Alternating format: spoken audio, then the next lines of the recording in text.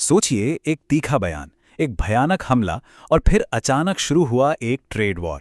हाल में हुई ये कुछ घटनाएं ना आपस में कुछ इस तरह से जुड़ी हैं कि इन्होंने दुनिया की दो सबसे बड़ी डेमोक्रेसी, अमेरिका और भारत के रिश्तों में एक जबरदस्त तनाव पैदा कर दिया है। तो चलिए आज इसी गुत्थी को सुलझाते हैं और समझते हैं कि कैसे एक ट्वीट ने दो देशों के बीच एक तूफान खड़ा कर दिया। कहानी की शुरुआत होती है इस एक विस्फोटक बयान से।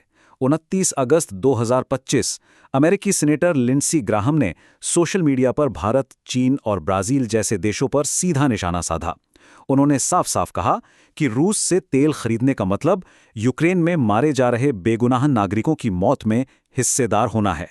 लेकिन सवाल यह है कि आखिर एक सीनियर अमेरिकी सेनेटर को इतना कड़ा, इतना सीधा बयान देने की जरूरत क्यों पड़ गई? इस आरोप के पीछे की असली वजह क्या थी? इसका जवाब हमें मिलता है ठीक 24 घंटे पहले हुई एक बहुत ही दर्दनाक घटना में। बात हो रही है यूक्रेन की राजधानी कीव पर हुए एक भयानक हवाई हमले की। देखिए सब कुछ कितनी तेजी से हुआ। 28 अगस्त को कीव पर यह जबरदस्त हमला होता है और उसके ठीक 24 घंटे के अंदर 29 अगस्त को सीनेटर ग्राहम का यह बयान आ जाता है। मतलब इन दोनों घटनाओं के बीच एक सीधा कनेक्शन था जिसे नजरअंदाज करना बहुत मुश्किल है। जरा इस हमले के स्केल को समझिए। रूस ने कीव पर हमला करने के लिए करीब 600 ड्रोन का इस्तेमाल किया। और बात यहीं खत्म नहीं हुई। इसके साथ ही 31 मिसाइलें भी दागी गईं, जिसने पूरे शहर में तबाही मचा दी। और इस सब की सबसे दर्दनाक कीमत चुकाए 19 बेगुनाह लोगों ने, जिनमें कई बच्चे भी शामिल थे, जिन्होंने इस हमले में अपनी जान गंवा दी। और इस हमले का असर सिर्फ यूक्रेन तक ही सीमित नहीं रहा। कीव में मौजूद यूरोपियन यूनियन और ब्रिटेन के दूतावासों को भी काफी नुकसान हुआ, जिसने इस पूरी घटना को एक बड़ा इंटरनेशनल मुद्दा बना दिया। लेकिन ये जो दबाव था, ये सिर्फ बयानों तक ही नहीं था। एक तरफ तो ये सैन्य तनाव चल ही रहा था, लेकिन इसी के साथ साथ एक और मोर्चा खुल रहा था, और वो था आर्थिक मोर्चा। लगभग उसी समय अमेरिकी सरकार ने एक और बड़ा कदम उठाया। भारत से आने वाले कई प्रोडक्ट्स पर सीधे सीधे 50% का भारी भरकम टैरिफ लगा दिया। मकसद साफ था, भारत पर आर्थिक दबाव बनाना ताकि वो रूस से सस्ता तेल खरीदना बंद कर दे। तो अब देखिए सिचुएशन क्या बन गई थी। एक तरफ अमेरिका का ये कड़ा आरोप था कि भारत निर्दोषों की मौत में हिस्सेदार है, और दूसरी तरफ भारत ने इस आर्थिक कदम को सिरे से नकारते हुए इसे अनुचित और तर्कहीन करार दिया।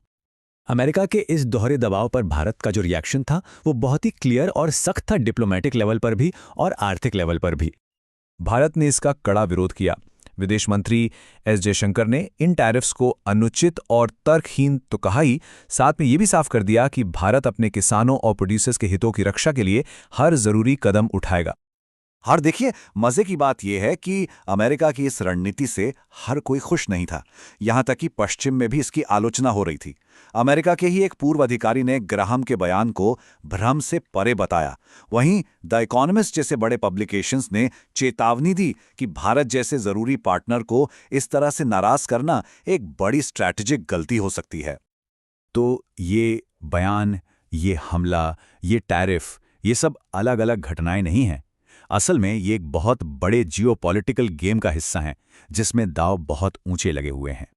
इस टेबल से पूरी सिचुएशन एकदम साफ हो जाती है।